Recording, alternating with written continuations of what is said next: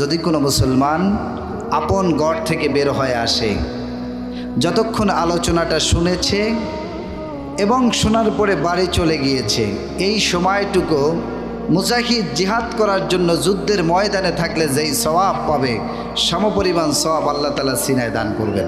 নবী কুল সম্রাট আখিরি জমানার পয়গম্বর মুহাম্মদ সাল্লাল্লাহু আলাইহি ওয়াসাল্লাম ইরশাদ করেছেন, মান ক্বরাআল কুরআন ওয়া আমিলা বিমা ফীহি উলবিসা ওয়ালিদাহু তাজান ইয়াউমাল কিয়ামাহ।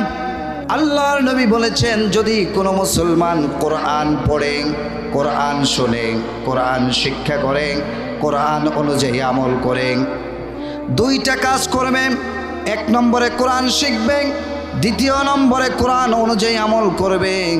আল্লাহ রাব্বুল আলামিনের রাসূল বলেছেন, হাসরের ময়দানে আমার আল্লাহ রাব্বুল আলামিন ওই কোরআন পড়নেওয়ালার, আমল করনেওয়ালার বাবা মাকে নূরের টুপি মাথায় দিয়ে ধন্য করবেন।